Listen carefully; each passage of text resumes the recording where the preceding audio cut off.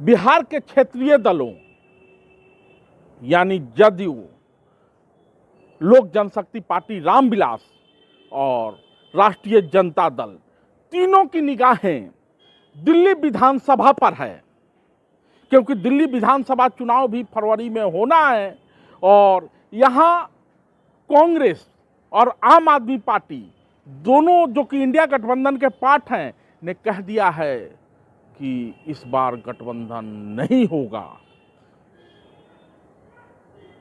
हालांकि राजद इंडिया गठबंधन में है, कांग्रेस के साथ है, तो हो सकता है कांग्रेस और राजद में कुछ बातें बन जाए। और चूंकि राजद की भी तैयारी है कि दिल्ली विधानसभा का जो 70 सीट है उसमें से कुछ सीट पर उम्मीदवार उतारा जाए। पहले भी राजद लड़ती आ रही है, भले ही जमानत जब्त हो गया था, 150 और 170 वोट ही मिले थे, लेकिन जदयू, अमानतुल्लाह खान जो आम आदमी पार्टी के विधायक हैं, शोएब इकबाल, तमाम लोग लोजपा से ही गए हैं। गुलाब सिंह राठौर जो भाजपा में है, कभी रामविलास पासवान जी के पार्टी में ही हुआ करते थे, तो पहले भी ये दल लड़ते रहे। लेकिन पिछले विधानसभा चुनाव में बुरारी विधानसभा सीट, जहां चर्चा ये है, संजीव झा विधायक है, जहां चर्चा ये है कि संजीव झा का टिकट काटा जा सकता है, लेकिन उनके सामने शैलेंद्र कुमार ही थे। पिछले बार विधानसभा चुनाव में शैलेंद्र कुमार जदयू प्रदेश अध्यक्ष हैं, लगातार बुरारी विधानसभा में घूम रहे हैं, बैनर पोस्टर भी लगाया जा रहा है, तीर ही कमल है, कमल ही तीर है। हालांकि भाजपा कार्यकर्ताओं को ये नागवार गुजर रहा है, क्योंकि पिछले बार शैलेंद्र कुमार को भाजपा का वोट तो मिल गया था, लेकिन 4 साल तक वो पूरी तरह से अपना शटर बंद करके कहीं गायब रहे। चुनावी मौसम आया है तो वो फिर से आए हैं, भाजपा ही कमल, तीर ही कमल है, कमल ही तीर है। उनको लगता है कि गठबंधन होगा और बुरारी विधानसभा सीट जदयू के खाते में जाएगी। संगम बिहार सीट, भाजपा ने अपना उम्मीदवार उतारा था, लेकिन वो सीट जदयू के खाते की थी। द्वारिका, राजद का जमानत जब्त हो गया था। तो कुल मिला के मगरुआ कहना ये चाहता है कि दिल्ली में जो पूर्वांचल बहुल आबादी वाले सीट हैं, किरारी हुआ, लक्ष्मी नगर हुआ, सोनिया विहार हुआ, बुरारी हुआ, बदरपुर हुआ, द्वारिका हुआ, इन सब सीटों पर जो क्षेत्रीय दल हैं, क्योंकि भाजपा तो यहाँ है ही, और एक क्षेत्रीय दल के रूप में आम आदमी पार्टी यहाँ है जो कि अलग राह चल चुकी है, तो राजद का भी दबाव होगा कि कुछ सीट इंडिया गठबंधन में से उसको मिले। और इधर एनडीए की तरफ से जदयू और रामविलास पासवान की पार्टी यानी लोजपा रामविलास के नेता चिराग पासवान का भी ये दबाव होगा कि उनको भी कुछ सीटें यहाँ मिले एनडीए गठबंधन की तरफ से। तो 70 सीट में से कुछ सीटें जो कि पूर्वांचल बहुल वाली है, वहाँ इन दलों की दावेदारी है। तो सब लोग अपने अपने हिसाब से क्षेत्र में घूम रहे हैं। कोई बड़े नेताओं के पास जा रहा है, कोई पार्टी दफ्तर का चक्कर काट रहा है। हालांकि बड़े फलक पर अभी बैठक नहीं हुई है, लेकिन मंगरुआ इन सब के बीच आनंद मोहन की भी चर्चा करना चाहता है, क्योंकि आनंद मोहन ने चंद्रशेखर को लेके एक कार्यक्रम कराया था। 16 साल तक जेल में थे, बाहर आए, चंद्रशेखर जी को लेके एक कार्यक्रम कराया, तो पूरा कॉन्स्टिट्यूशन क्लब भर गया था। और पूरे दिल्ली के अलग अलग विधानसभा क्षेत्रों में जहां पूर्वांचल बहुल लोग रहते हैं, या दिल्ली एनसीआर से बड़ी संख्या में लोग उस कार्यक्रम में आए थे।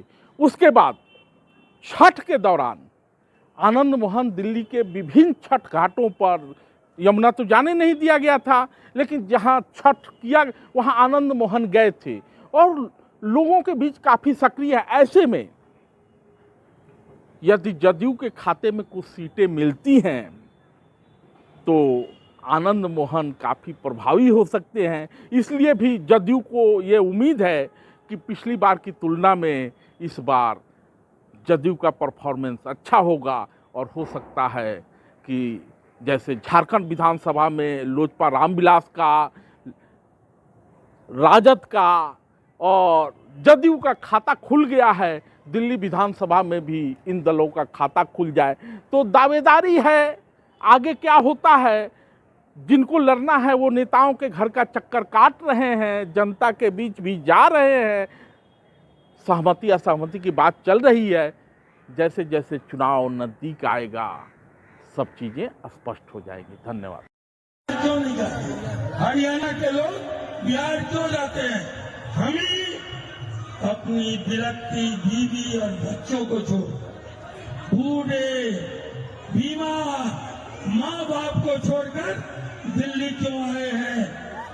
इसलिए आजादी के पहले जब अंग्रेजों का शासन था, देश गुलाम था, बिहार 1 नंबर पर था आर्थिक तौर पर। 77 वर्षों की आजादी में सभी प्रांतों ने तरक्की की, उन्नति की, विकास किया, चतुर्दिक विकास भारत का हुआ। तब मैं पूछना चाहता हूं कि बिहार ही अव्वल नंबर से पिछले पायदान पर कैसे चला आया? ये निश्चित तौर पर आर्थिक राजधानी मुंबई हो गई, देश की राजधानी दिल्ली हुई, लेकिन कभी देश की राजधानी पाटलिपुत्र भी हुआ करती थी, नहीं होती। आज हमारे साथ लगातार बेईमानी ने, प्रपंच ने, छल ने हमको मजदूर बना दिया, मालिक से मजदूर बना दिया। साथियों, हमारे हिस्से सबसे सस्ता मजदूर बिहारी, सबसे अच्छा मजदूर बिहारी, सबसे ईमानदार मजदूर बिहारी, लेकिन शोषण हमारे ही हिस्से क्यों?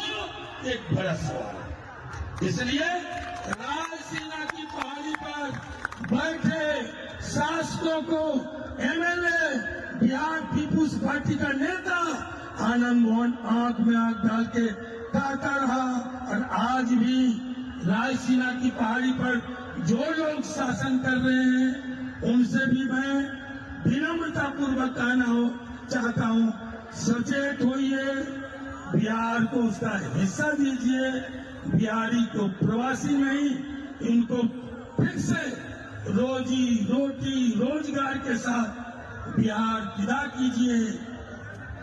ये हमारा निवेदन है, वरना अपने हक के वास्ते, अपने अधिकार के वास्ते क्रांति का बिगुल इसी दिल्ली में एक दिन बजेगा जरूर।